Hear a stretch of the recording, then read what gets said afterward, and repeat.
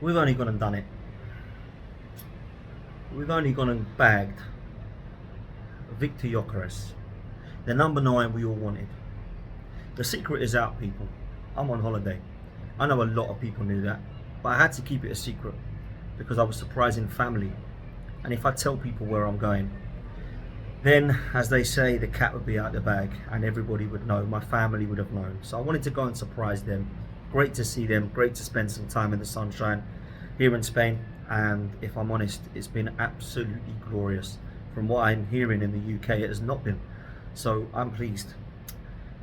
And whilst I'm out chilling, sipping on sangrias, down at the beach, down at the pool in 30-degree C, I get the breaking news that Victor Gyökeres is a gunner.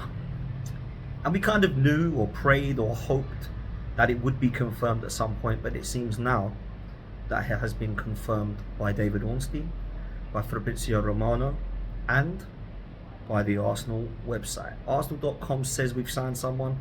Usually it's correct. So that's what we go by.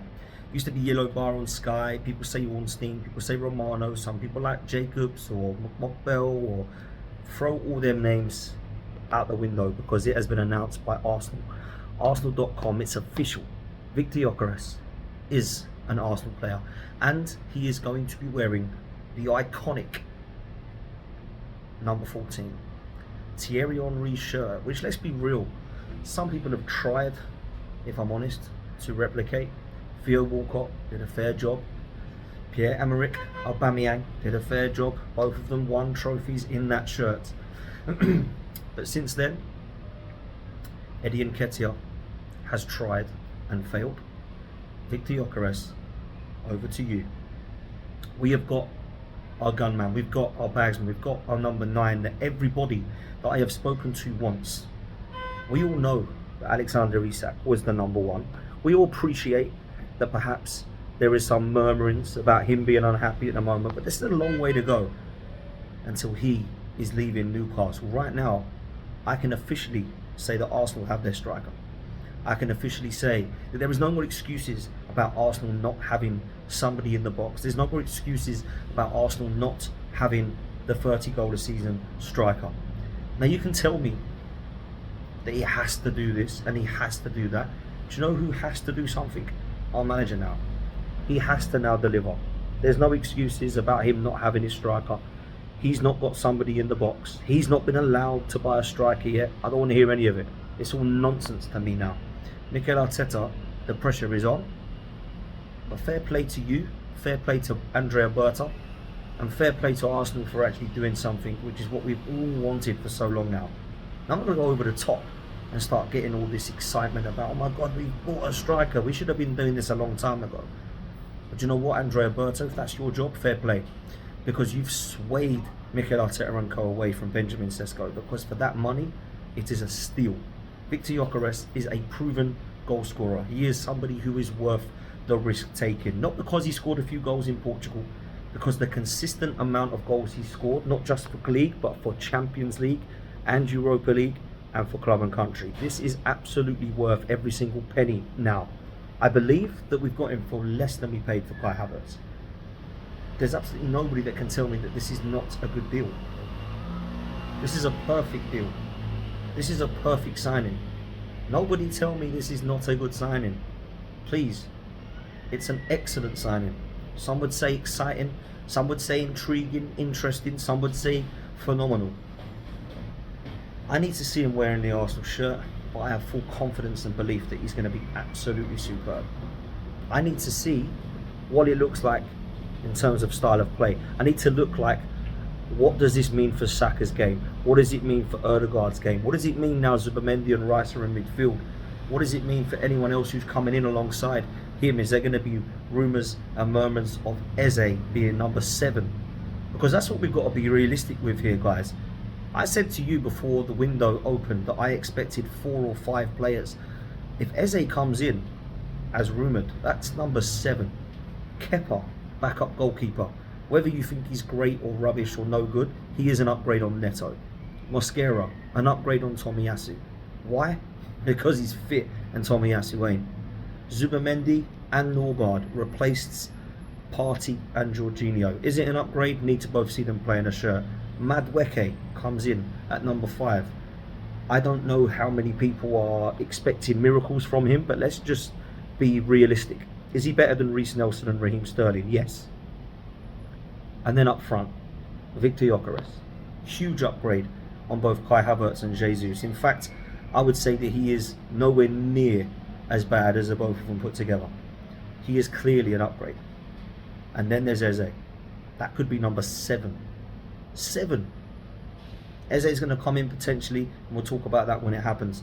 We all know his positioning. We think he's more central. He can play wide.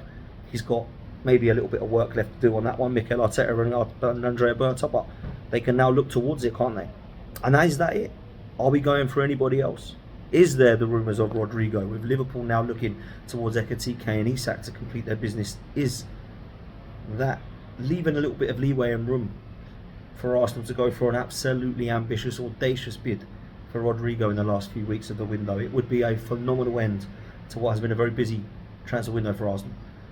For the first time in some history, if I'm honest, for a long time I don't remember there being signings of 6, 7, maybe 8 players. You have to go back quite some time. I think Mikel Arteta actually did bring in 6 players in his second or third transfer window. Since then it's been very quiet for Arsenal. But Victor Gyökeres is the one we all wanted to see. What makes me laugh about the Victor Gyökeres doubters is that there is no way you can sit there and tell me that the profile of Sesko is better, because Gyökeres scores more. There's no way people can tell me that any striker at the moment in Europe isn't putting up the numbers that Victor Gyökeres is, so therefore they must be better fits. Kane, Lewandowski, Isak. Then we start to run out. And then you of course look at Victor Gyökeres and what he's doing and you think, wow, okay, so he's right up there then for options that are available. I wanted him instead of Sesko. I wanted him instead of Ekitike. I actually wanted him instead of Osimhen. I wanted him instead of every single striker out there other than two.